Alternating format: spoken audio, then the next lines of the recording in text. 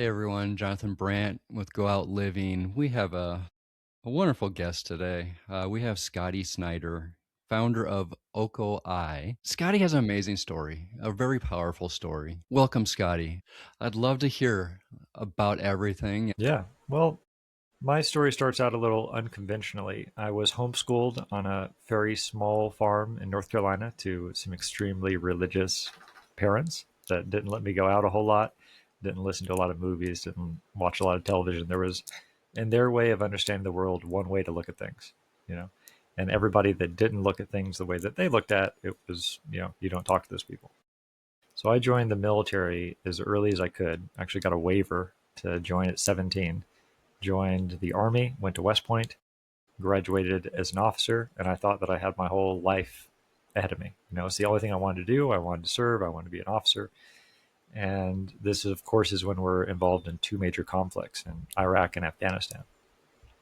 And that for me was an escape, a way out and a way to explore different ways of seeing the world and understand for me like how I wanted to live life. And that went really well until a couple of years into my service in Alaska. I went out snowshoeing at -40 and got very lost and ended up 8 hours out there with third-degree frostbite to my fingertips, fourth and fifth degree to my right foot. Not very fun. Almost died. I was severely hypothermic when I got out, very frostbitten, and got out and went immediately to the hospital. I had a trucker. I finally navigated my way out and got a trucker to pick me up. And it turned out I almost lost half my foot, but I had pretty good circulation, so I only lost like most of my big toe and part of the one right next to it. Devastating injury. I had to learn how to walk again, and it meant that I got medically retired from the military.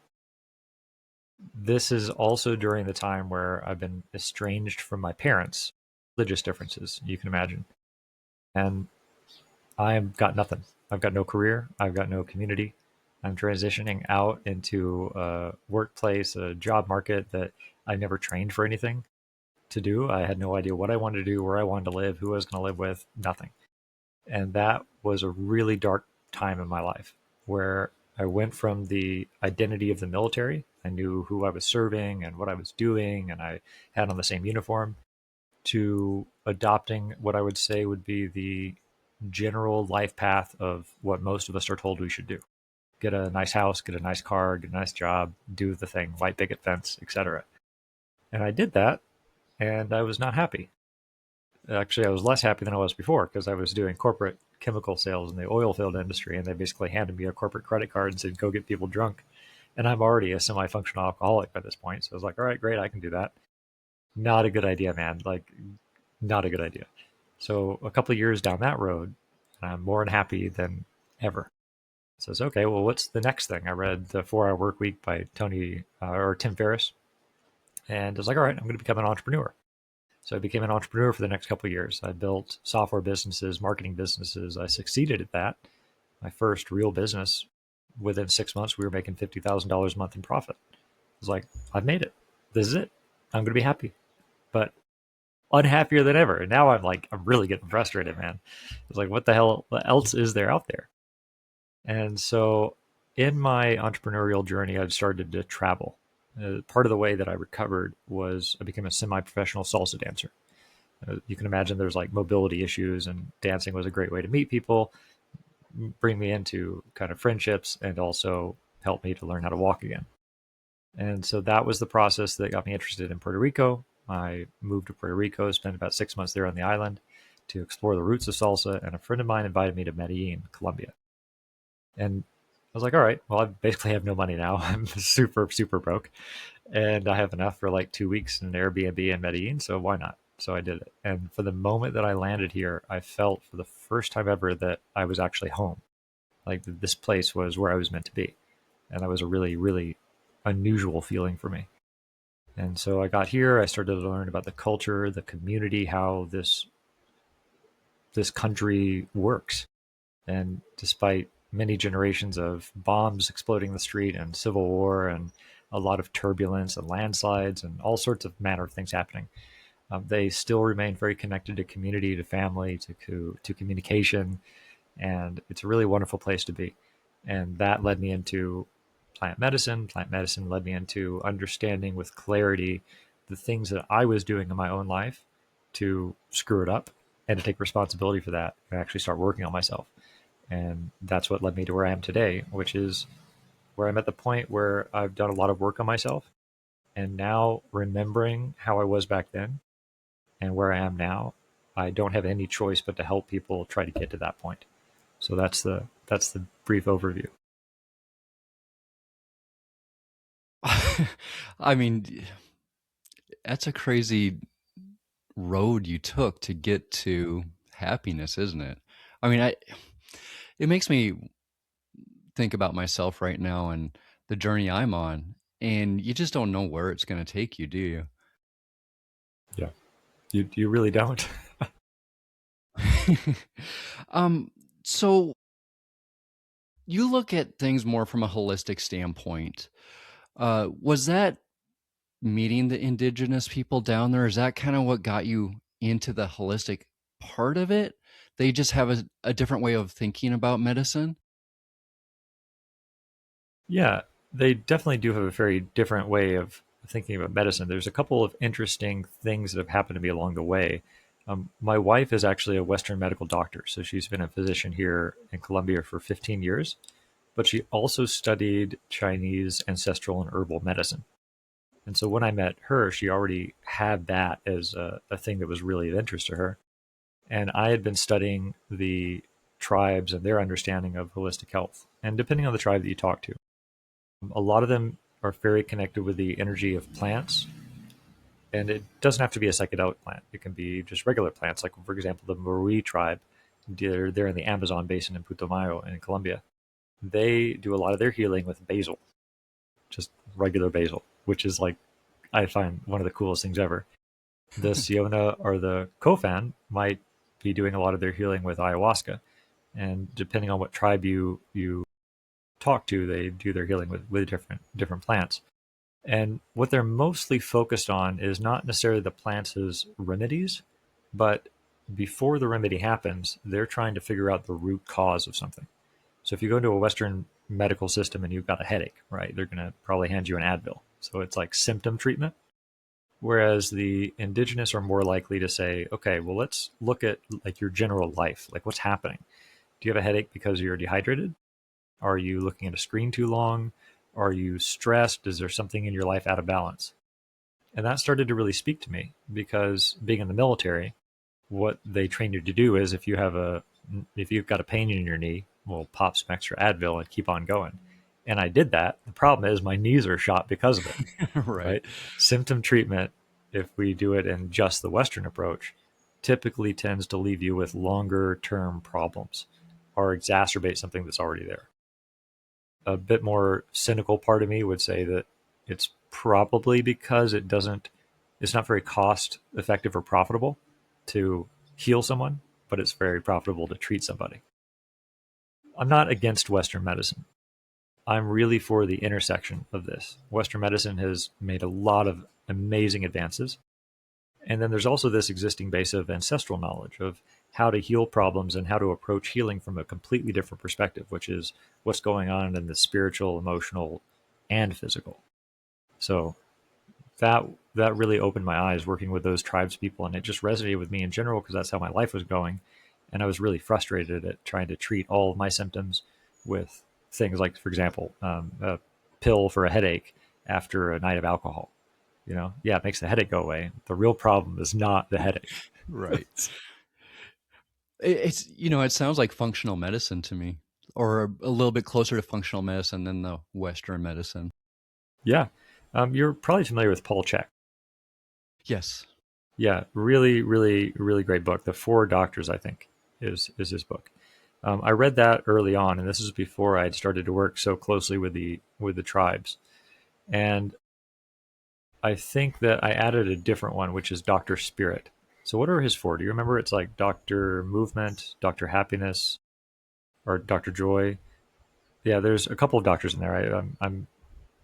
I'm skipping it right now, but the idea that I wanted to add was this idea of spirit, like a spiritual component, because what he looks at is sort of the things that you're doing in your life, your diet, your sleep, your patterns, And that's exactly what the indigenous look at, but with an additional component of what's going on in the spiritual or energetic realm. Like, what's your cosmovision?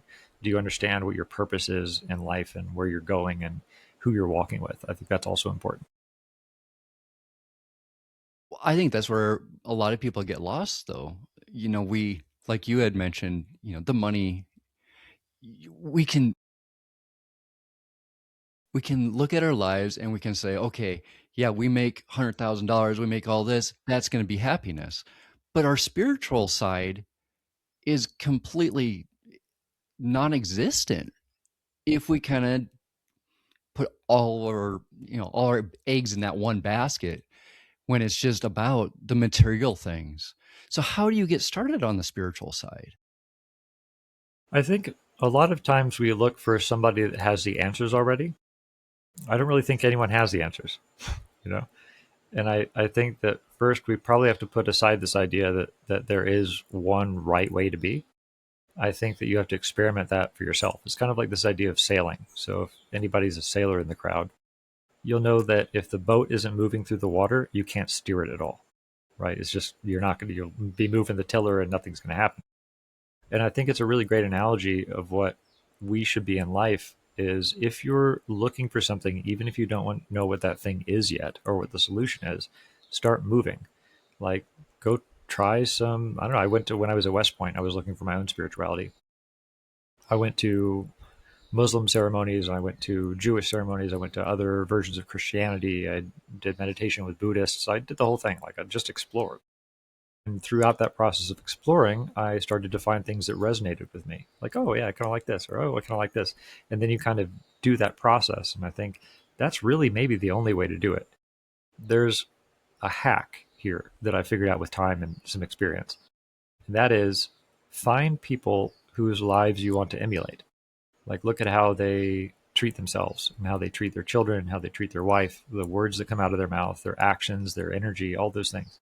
And if you find people like that, especially if they're like above 40, 50, 60, the older the better typically, go to them and ask them, like, hey, how do you view the world, man? Like, what gets you up in the morning, and what are the habits that you have in your life? And they're usually pretty good to emulate. Do you think it starts with accountability, though? You have to be honest with yourself. Oh, 100%. Yeah, there's this fascination, I think, probably really encouraged by the Western medical system in general of magic pill fixes. Like, there's this thing that's going to make my trauma go away, or this thing that's going to make me stop wanting to drink alcohol. I mean, if we talk about accountability, the reason why you want to drink alcohol in the first place is likely not because of genetic factors. It's likely because you're trying to cover over something, or you're trying to get through the day, or there's something in your heart that you want to kind of escape from. Not in all cases, but in a lot of cases. And so when you mentioned accountability, that's a really good point. And I think that we don't take very much accountability. We're very easy to blame our parents for, oh, this is why, oh, I'm sorry, it's my trauma. And people are saying that a lot these days, which is almost a complete abdication of personal responsibility. It's not saying that stuff didn't happen to you. That wasn't your fault. But the way that you react to it is within your control. And I think a lot of functional medicine is all about the idea of, okay, well, let's just sit down and have a hard look at ourselves and what is within my control. Diet, what I put in my body, sleep, relationships, my habits, whether I work out or not, these sort of things. And so if we just do that, my observation is, in working with many hundreds of people, if you fix diet, exercise, and relationships and sleep, you're 95% of the way there, like in pretty much all cases. That's pretty good. Start there. Right, right. Exactly. Well, I mean, something that kind of goes down to what I read, you talk about structure, and that's kind of what you're talking about with the sleep, the nutrition, the exercise. It's all about the structure. Yeah, I was deeply depressed many years ago. I think about 7 or 8 years ago. I was living in Cartagena on the beach. I had like a apartment at the beach, and I could see the waves and the sand from literally just looking out my window. And I was coding at that time. I was spending a lot of time indoors. Again, deeply depressed, using alcohol. I got to the point where I was sleeping into like 1 or 2 in the afternoon and staying up really late at night. My circadian rhythm was all whack. And I was listening to, because as I coded, I'd love to listen to podcasts. And for some reason, I got down the Jordan Peterson rabbit hole. Before he became a political figure, he was teaching in universities as a clinical psychologist. And he said something that made me perk up and listen. He said, when I have people that are clinically depressed come into my office, I ask them two things. First of all, what did you eat this morning? Because your food has a tremendous impact on your mental stability and the chemical balance in your body. And the next thing I ask them is, when did they go to sleep and when did they wake up? Because your circadian rhythm is another one of those important factors. And this is like, I mean, it sounds silly, right? I'm probably in my 30s at this time. And this is the first time that anyone has even mentioned the possibility that depression might be a cause of my own habits, right? And you think about it, like the only thing that I knew to do really at the time was, if I'm depressed and I can't do anything about it, then I'm just going to go to a doctor and get some pills. But I was sort of very much not in that. I really didn't want to do that. And so it hit me like a lightning bolt, like a lot later than it should have. It's like, there's an antidepressant checklist that I can do. So I started doing a little bit of investigation. So diet, I cut out alcohol, I cut out most sugars, I cut out most carbohydrates. I was basically eating meat and vegetables. Cut out alcohol. I just stopped cold turkey. Started waking up in the morning, same time, 5 o'clock. Did meditation and then an exercise, and then made sure I got daily sunlight. And then the last two things were daily connection with somebody that I loved, like physical touch, a hug, and progress in something that was meaningful to me. That was it. I was like, all right, I'm going to do this for a month. And if after that month I'm still depressed, I'm going right to the doctor and I'm going to get all the pills they recommend. Sure enough, man, a month later, I was no longer depressed. And anytime it comes back, anytime I can feel that sort of like monkey on my shoulder, I look at my list again. Okay, which one of these things on my list am I not doing? And for me, not for everybody, but for me, it's that simple. Again, it comes down to accountability to look at that list and say, yeah, I need help with this behavior or this habit. That's again, that's how simple it can be, though, is just, yeah, take a look at what you do on a daily Yeah, basis. but I, And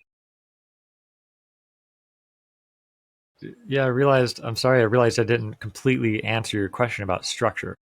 This is where structure comes in, right? So a lot of people find church very helpful. That's a form of structure. Or AA, another form of structure. Or a communal based tribal environment. That's also structure. Bottom line, where it's very difficult to be fully accountable all the time, but it's easier if there are people that are helping us stay accountable. And that's the structure component, I think. well, and that's the community you surround yourself with. Yeah, exactly. So with Okogai, what how do you help people? What is the purpose behind it? Yeah. We've got two main purposes. The first purpose is really to raise indigenous voices, because in my experience, they have really, really valuable things to say.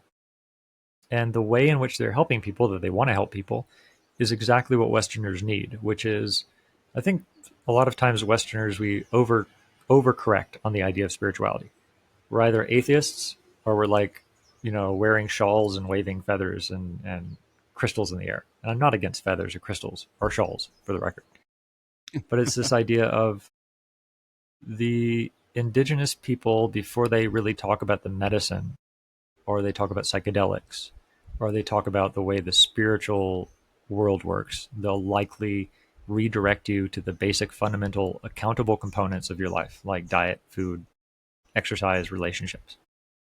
And that's what we need to hear right now, because I think we've overcomplicated everything. You know, it's like, oh, I need to take the 90-day nervous system reset. It's like, no, man, how about going to bed a little bit earlier? And there's also a fundamental component that we've lost in the Western world, which is listening to our elders.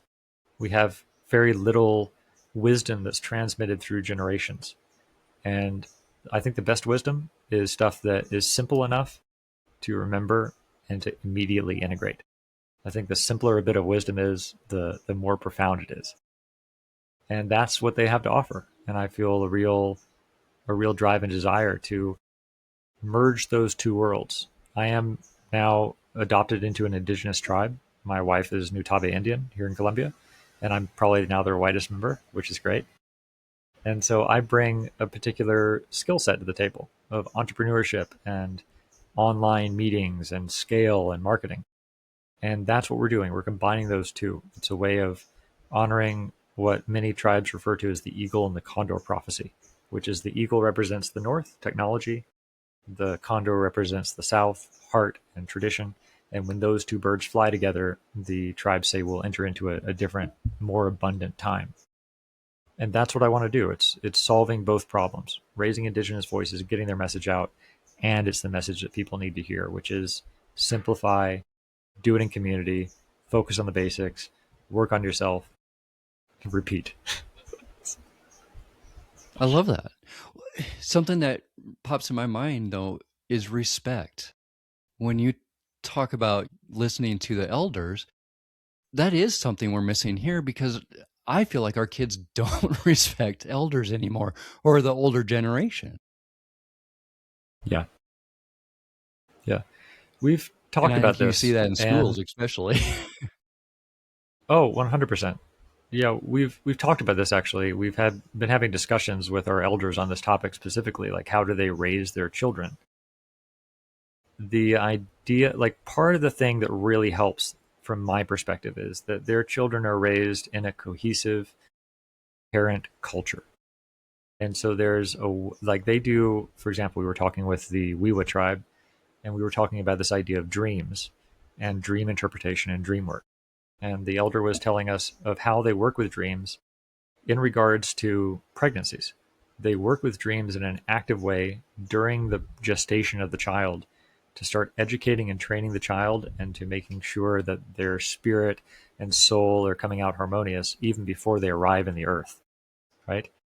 And so they really put a lot of time, effort, and energy into their children, and their children typically don't adopt the Western model, which is something like, I get up, I'm 5 years old, I'm going to go to school, I'm going to be trained by somebody else. No, they're trained by people that know them, that they like and love and trust already in the community.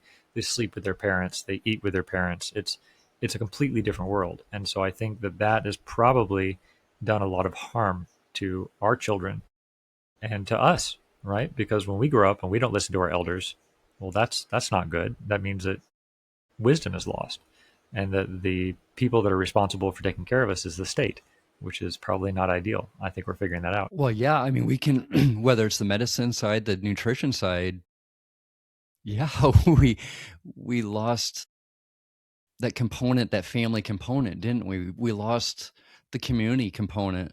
Where now, like you said, we're listening to the state more. Well, we can see in the numbers, whether you want to talk about obesity, heart disease, cancer, it hasn't worked out very well. Yeah, it's not going super great. Kennedy, I'm hoping that Kennedy can really help this. Yeah, I really hope so. I've got a lot of faith in that particular individual. Do you think the political aspect is what's hurting a lot of it? I think the political aspect is another way of avoiding accountability. It doesn't really matter who's president or what the policies are, honestly. And I think that people should probably clean their own rooms before they try to organize other people's houses. That's really what I believe. You know, it's like, look, I man, love focus that. first on what's in your control. It's super easy to get pissed off about this or that, and it's unlimited. It doesn't matter. You can continue to get pissed off about everything else, which means your energy is going outward and not inward. It's like, look, if you've got something to say about how the world and community should be organized, let's take a tour of your home and see how your children are treated, and let's start with that. In Colombia, does it mesh very well between the indigenous and the government? Do they work really well together? There is still quite a bit of racism. In fact, we were the recipients of that. We had 4 indigenous children that were staying with us last year that were taken by the state because someone claimed they were not being taken care of. They were taken from their family, actually their father. And so that was a challenge. We had to fight several legal battles and eventually won all of them, so the children were returned. But in general, the state is doing a decent job of protecting indigenous territory. In fact, I believe the government just announced that the entire Amazon region in Colombia was off limits to oil exploration. So they're making some strides, and they're definitely doing good work in terms of making sure that indigenous ancestral lands are not touched and are safe. That's amazing. That's really good to hear. When we talk about, well, you brought up modern plant medicine compared to the pharmaceutical industry. How do you how do you think the pharmaceutical industry has gotten it wrong? Do you, because it all started with plants, but we've gone into a whole different way of thinking about it. Yeah. Well, most of the pharmaceuticals we have today are actually derived from Amazonian plants. And where I think they got it wrong was the plants, in my view, have evolved in a way that is relatively safe for humans, meaning there are other admixtures and chemical compounds in there within the plant that is not just the active ingredient that make the overall impact on the body less or better. Now they're not as often concentrated, right? So I think that we took the plants. Okay, this might kill a little bit of bacteria. So what if we like super 10x that chemical and extract it from everything else as good, and then we give that to people? And I think that's where we get a lot of unintended consequences because the plant is out of its natural habitat, and it's also being used as a drug and not an overall holistic approach. And so I think in terms of extraction, we've gotten that wrong. We're just gonna, wreck the Amazon and take these plants and not give anybody credit for it. This indigenous tribe has been using it in this particular way for thousands of years, but we're just gonna ignore them. I think that's a real travesty. So on an energetic and spiritual level, that's not right. And then on a medical and physical level, I think we've in our arrogance taken these compounds and decided that we could use them in the way that we saw fit out of their natural context. And I think that's a real dangerous thing to do, which I think we're probably seeing with symptoms and side effects from when you take a particular drug to solve one thing. It very often creates another thing you need another drug for. Yeah, the long-term effects are catastrophic in a lot of cases. Yeah. Yeah. You talk about living medicine. Can you explain that? Yeah. It's the idea that we are the medicine. The medicine is not ayahuasca. The medicine is not anything else outside of ourselves. This is the beautiful part of accountability. When you take accountability for yourself, you realize that you're the person that's going to heal you. There's no one else that's going to do it for you. There's no plant. There's nothing. And that's what we talk about when living the medicine. So it doesn't matter how many ayahuasca ceremonies you take, or if you take any at all, or how many AA groups you go to. The only things that matter is what you're doing and the way that you're walking and the way that you're living. And when you look at it that way, it sort of frees you in an aspect. And it also reduces dependence on any one thing. I could have gotten the same conclusions without ayahuasca that I have with using the drug. And I think that's probably true for everything. And so that's what we mean by living the medicine. And also, again, a reminder to put the accountability on ourselves. If you go into any sort of psychedelic experience or ayahuasca and you see God and amazing, clarity is great. But the only thing that matters, it's not insight, it's action based on that insight. And that's what we mean by living the medicine. Totally agree. I love that. You talk about retreat culture towards long-term relationships. So what we talk about there is retreat culture is, let's just say you have virtually unlimited money and you can do all the ayahuasca ceremonies that you want. And it's really tempting because after an ayahuasca ceremony, you typically feel really great, like better in your life, super clear. You've seen the visions, you feel absolute peace and tranquility. And the temptation is when that peace and tranquility fades, as it always does, well, why don't I just take another ayahuasca ceremony? Because I'll be right back there. And it's sort of like if you approach it in that way, it's kind of like using the headache pill, as opposed to drinking water. The idea is that it's possible to have peace and tranquility in your life all the time, but you don't want to get there by taking or relying on any particular substance. And so that's kind of retreat culture, at least on the consumerist end. And then there's also a lot of people that tend to create retreats or run these sort of experiences because they know there's money in it. And so instead of the focus being on people's healing, it becomes a business. And we feel that that's not the correct use for something that is as sacred as something like ayahuasca or psychedelics and these traditions and cultures that have protected them and used them in a particular context for centuries. So in the spiritual realm, it's the same thing that the pharmaceuticals did to the drugs. Gotcha. Which they got wrong. Yeah, we think so. um, so coming from, for me, recovery, from cancer, others that are going through recovery, we're always searching. We're always trying to learn, or I am anyway. We talk about accountability, but then where do you go with it? How do you, when you're not still feeling good, what is there a direction you can go that overall, you can get to that holistic point where all of it combines, where you're getting the spiritual, you're getting the body part, you're getting it all together? Yeah, that's the community that we're creating.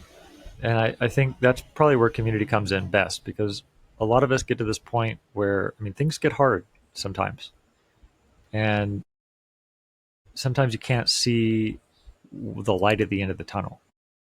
If you were to ask me a couple of years ago, like, what does it mean or what does it feel like to be happy? What do you want to do? How do you want to be living? I couldn't give you the answer to that question because I never really experienced it. And so this is where community comes in. And this is where, hey, like, I'm struggling with X, I'm struggling with this. I've got depression or I've got anxiety. Like, can someone help? Throw up a hand, do it in community, and someone's going to help you. And so that's why we've created a completely free community along with holistic and ancestral guided courses. And what we're doing to bring in the indigenous perspective over time is we've got many elders that come in, they spend time with us in our community. We record those talks, we transcribe them, we subtitle them, and that is a way of bit by bit constructing the indigenous cosmology and worldview on everything from energy to spirituality to healing to physical health. So I would say if you're in that place, start with the community. And it could be ours, it could be someone else's, but start with a community of people that want to help you and they will help you figure out the rest. How do people get a hold of you then? Do you have obviously a website? I heard you said you had a podcast as well. Can you tell us a little bit about both of those?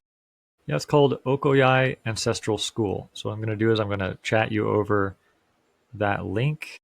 It would be helpful in the show notes because it would be very, very challenging to spell that whole thing out. But school is a community-based platform. It's free to join. So come on and meet us there. We do have a website, www.ocoyai.com, but it's just going to take you to the community. The website is literally just to have presence, and the community is where we do everything else there. That would be the best place to get in touch with us, to start watching the podcast. The podcast is on there as well as is on YouTube. And we got a lot of stuff going. We're pretty active. And what do you talk about on the podcast? What's the focus? The focus is getting to meet and know people. If and everybody's got a story, right? Everybody has gone through some sort of trauma or struggle in their life. And so I have no goal of forcing one particular outcome. The only goal is to get to know people that are in the community, what they went through, and what direction their life took and what they're interested in. So you might meet a plant witch, you might meet an ayahuasca taita, you might meet a functional medicine doctor, you might meet someone that's done AA or anything in between.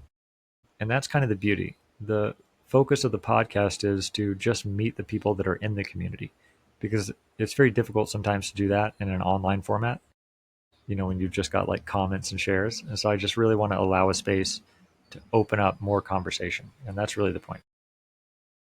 That's amazing.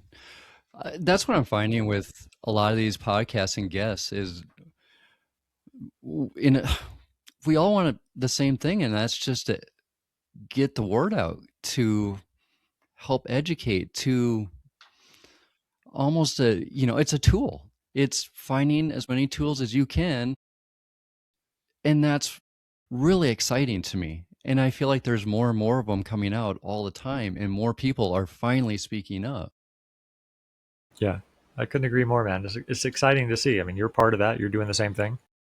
We're all trying to get the word out. And I think the people that really have the right intentions aren't trying to push one particular methodology. They're just trying to get information out because you're going to find your people. There are billions of people in the world, man. Not everybody's going to resonate with your path. Not everyone's going to resonate with my path. And that's not the point. The point is to surround people with more positivity than negativity. And there's so much negativity out, now, like between politics and social media. Dude, it's nonsense. So, like, this act that you and I are doing right now with your podcast, with my podcast, with our communities, this is really, really important stuff. I just saw a Naval Ravikant post.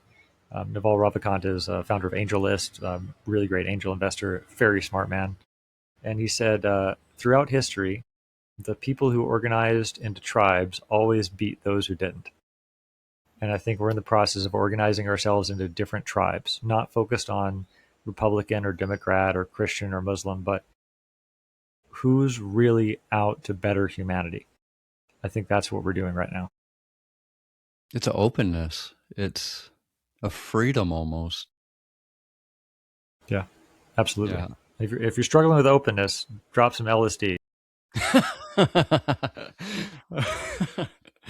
Oh shoot, I love that. Um, Sorry, I couldn't help it. no, I love it.